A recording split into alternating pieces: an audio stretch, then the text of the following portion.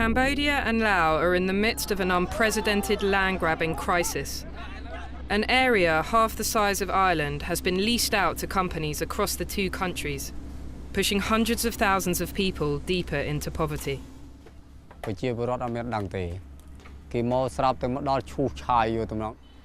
A third of this land has been taken to meet rising global demand for rubber. Vietnam's rubber barons have run out of space and have now turned to their poorer neighbours to strike secret land deals with corrupt officials. And they've done it all with the backing of major Western banks and financial institutions. Global Witness has spent the last year investigating two of Vietnam's largest rubber companies, Hoang Anh Gia Lai, known as Hagel, and the state-owned Vietnam Rubber Group, or VRG.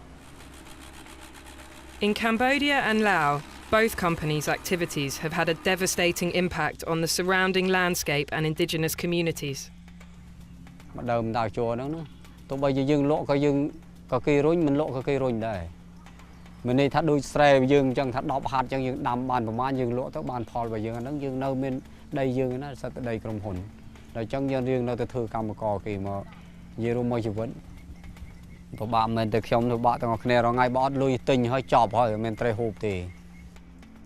Satellite imagery proves that both VRG and Hagel member companies have been illegally clearing large areas of intact forest.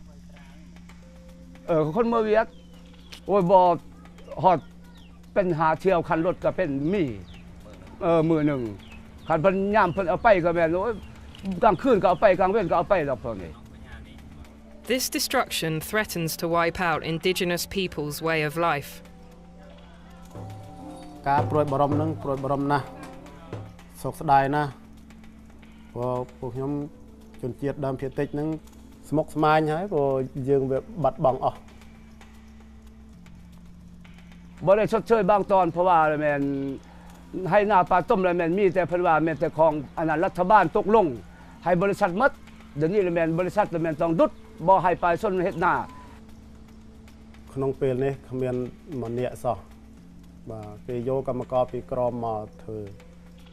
And the companies have dealt harshly with communities surrounding their plantations.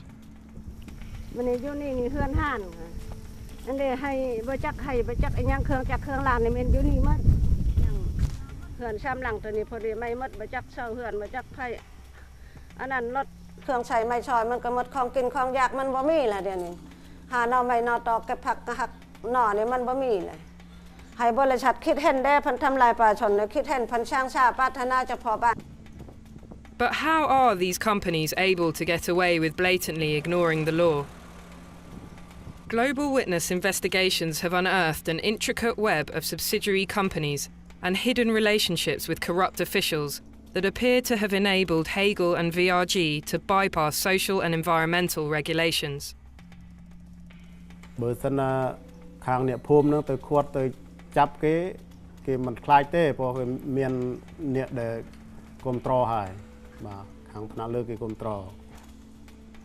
But it's not just Southeast Asian companies involved.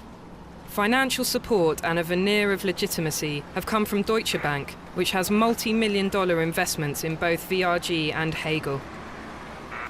The International Finance Corporation, the investment arm of the World Bank, is also financing Hagel through a private equity fund.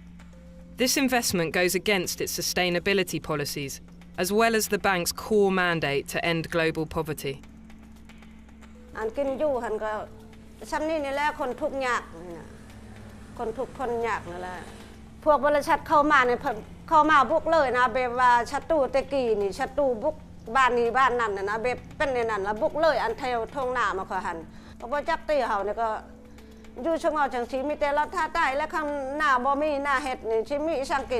The type of devastation caused by VRG and Hagel, and the bank standing behind them, is becoming all too common.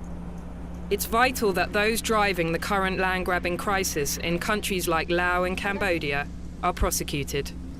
Governments around the world must come together to create and enforce regulations that make all future investments open and fair for the millions of people that rely on land and forests for their survival.